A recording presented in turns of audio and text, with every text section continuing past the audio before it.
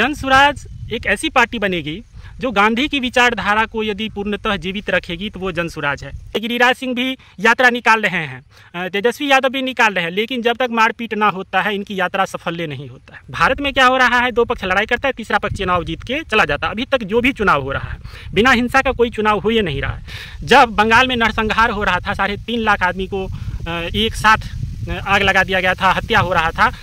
आज आपके बीच में इतना पढ़ा लिखा आदमी, गरीब आदमी के अनपढ़ और बेरोजगार हम जैसे लोगों के बीच में है तो लोग उनको बेवकूफ़ अपनी बुद्धि के हिसाब से समझने लगा है। और ये दिलाएगा जब तक एक सच्ची राजनीति यहाँ पे नहीं होगी तब तक गरीब लोगों ऐसे ही पिसाता रहेगा। नमस्कार साथियों, बहुत बहुत स्वागत है आज के इस वीडियो में।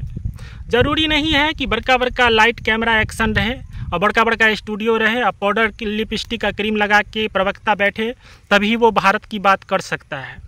आजकल तो नेता सभी अपने घर से ही लाइव आता है और वहीं से डिबेट में शामिल होता है और वहीं से भारत का प्रतिनिधित्व करता है। ज़मीन पर कोई नहीं जाता है। तो कहने का मतलब है कि एक जो किसान है, जो मजदूर है, उसके पास भी दिमाग है और वो भी भारत पर बात कर सकता है, अपनी परेशानियों को बता सकता है, किसी भी पार्टी के बारे में तर्क वितर्क का ज्ञान दे सकता है, क्योंकि आज पढ़ा लिखा समाज बहुत है। तो हम बात करने वाले हैं कि जनसुराज एक ऐसी पार्टी बनेगी जो गांधी की विचारधारा को यदि पूर्णतः जीवित रखेगी तो वो जनसुराज है। आज के समय में भले ही महात्मा गांधी का जन्म उत्सव मनाता हो, माल्यार्पण किया जाता हो, लेकिन गांधी की विचारधारा जो अहिंसा थी सबसे बड़ी, तो उस अहिंसा को हथियार बना के कितने लोग जो है सो अपने राजनीतिक प्रयास कर रहे हैं। आज हम देख रहे हैं राजनीतिकरण में जब तक कोई हिंसा ना हो, जब तक कोई बलि ना चढ़े, जब तक हिंदू मुसलमान ना हो, आजकल तो हिंदू भी होने लगा है, हिंदू का भी बांटने का काम चालू हो गया है। हिंदू मुसलमान को तो छोड़ दीजिए, जिस गांधी की विचारधारा थी हिंदू मुस्लिम सिख ईसाई आपस में सब भाई भाई, उस चीज़ को राजनीतिकरण में बलि चढ़े, मारपीट हो, झगड़ा हो, दोनों तरफ का पार्टी राजनीतिक रोटी सेके और सरकार में बने रहे, इस तरह का प्रयास होता है। इसके कारण क्या होता है, उसी का परिवार का लगातार नेता सब बनता रहता है और भारत के आम लोगों को इसमें मौका नहीं दिया जाता है और जिसका नेता का बेटा ही नेता बनेगा, इस तरह का प्रक्रिया हो गया। क्या है कि नेता बनने के लिए तो कोनो डिग्री की आवश्यकता है नहीं। जैसे डॉक्टर का बेटा डॉक्टर बनेगा तो उसको पढ़ना पड़ेगा, ऐसा नहीं है कि बाबू के पद पर उसको मिल जाएगा, लेकिन नेता में ऐसा है नहीं। तो हम कहने वाले हैं कि अहिंसा को किस हिसाब से जीवित रखेगा।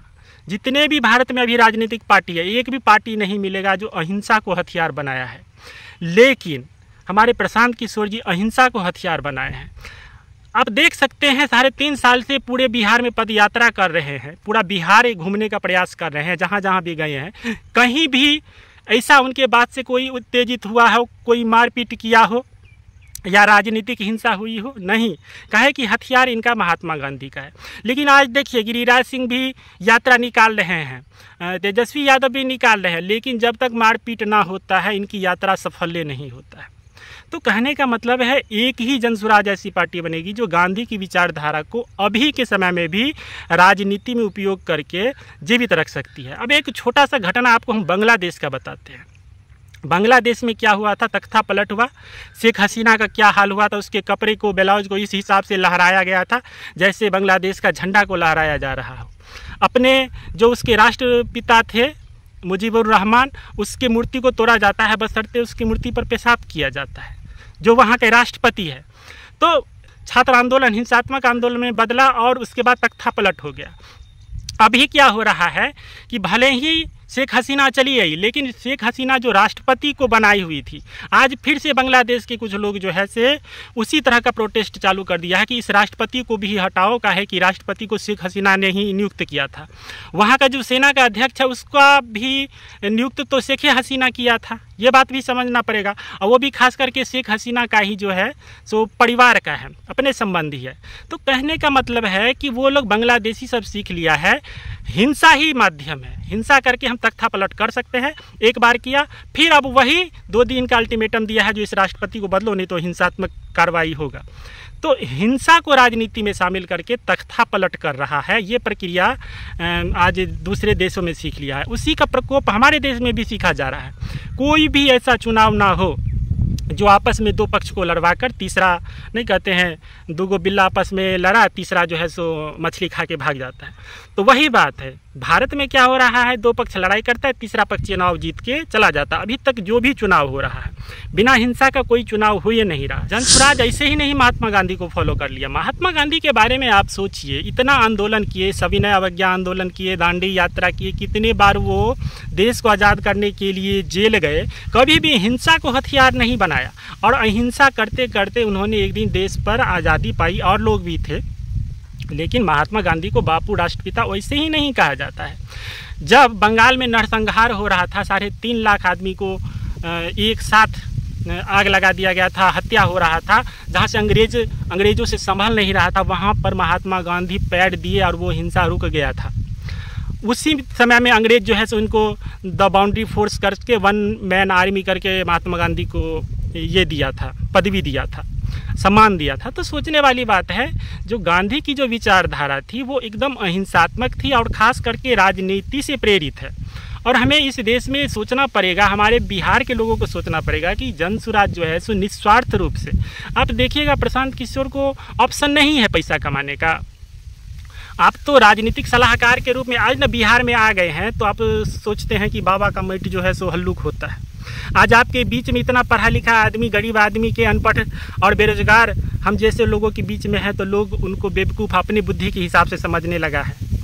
जो मूर्ख चपाट नेता है वो हेलीकॉप्टर से चढ़ता उड़ता है, उसी को आज लोग ज़्यादा काबिल समझता है। तो ये गलती मत सोचिए कि जो इतना पढ़ा लिखा आदमी हमारे बीच में है, हमारे परिवार के लिए खड़ा हो रहा है, हमें बेरोजगार से मुक्त कराने के लिए खड़ा हो रहा है, तो इसमें कहीं ना कहीं पावर है और बहुत नॉलेज है। काहे कि विश्व से पढ़ के आए हैं, तो उनको कभी भी अपने हल्के में मत लेने का प्रयास कीजिए। जो हमारे बीच में है तो हमारा ही जैसा होगा, हमारे जैसा बन के वो रहने का प्रयास कर रहे हैं, अपने परिवार को छोड़कर, अपने बच्चे को छोड़ करके। तो ये बात बिहार के लोगों को सोचना पड़ेगा। और आम किसान के साथ जुड़ रहे हैं, आम महिलाओं के साथ जुड़ रहे हैं, बेरोजगारों के साथ जुड़ने का प्रयास कर रहे हैं। और ये एक बहुत अच्छा तरीका है जो बिहार को इस स्थिति से उबार सकते हैं। हमारे लिए बहुत ही तकलीफदेह इस बात हो जाता है, जो भारत के बाहर जो घुसपैठी आते हैं उसे जगह मिल जाता है, ज़मीन मिल जाता है, रहने के लिए जगह मिल जाता है। लेकिन बिहार के अभी भी जो दलित और गरीब मजदूर हैं, उसे भूमि के नाम पे जितना घर है उतना भी ज़मीन नहीं है। तो ये अधिकार हमें दिलाना पड़ेगा, और ये दिलाएगा जब तक एक सच्ची राजनीति यहाँ पे नहीं होगी, तब तक गरीब लोगों ऐसे ही पिसाता रहेगा। ऊपर से सरकार बना के देख रहे हैं ना, बीजेपी चाहे पूर्ण रूप से लड़े, चाहे आरजेडी लड़े, अमाला एकदम से नीतीश कुमार खा रहे हैं छोटी पार्टी बन के। तो इस तरह की सरकार हमें नहीं चाहिए, जो सिर्फ और सिर्फ कुर्सी पकड़े हुए और अधिकारियों को प्रणाम करते रहे, अधिकारियों को पैर जोड़ते रहे कि आप ये काम कर दीजिए, ये काम कर दीजिए।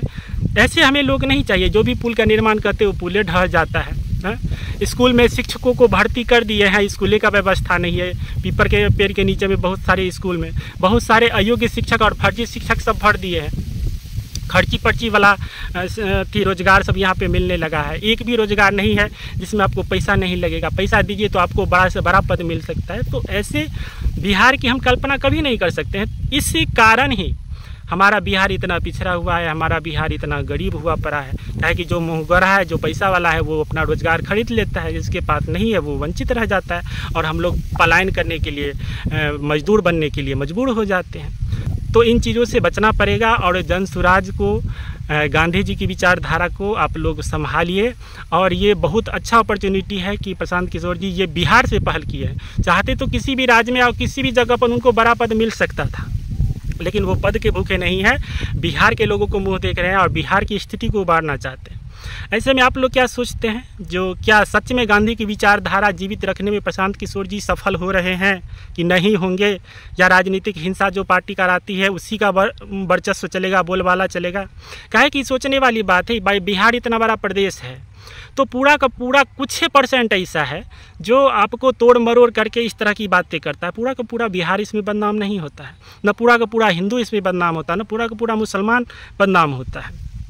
तो आपसी सौहार्द बनाए रखें और गांधी की विचारधारा जीवित रहे। इसके लिए और क्या क्या प्रयास हो आपके, हमें नहीं लगता है कि आपसे ज़्यादा कोई समझदार है। हम लोग के पास एक माध्यम है, माध्यम सबके पास है, तो हम लोग बोल लेते हैं, और जिसके पास लिखने की कला है और हर क्षेत्र में सबके पास कला है, तो आप लोग हम लोगों से ज़्यादा समझदार हैं और आप लोग ज़्यादा तर्कशील। जब हम कमेंट के माध्यम से पढ़ते हैं तो बहुत अच्छा लगता रहता है। आप लोग ज़्यादा समझदार और ज़्यादा तर्कशील है और इस विषय पर अपनी राय जो है सो ज़रूर रखें। चलिए, बहुत बहुत धन्यवाद।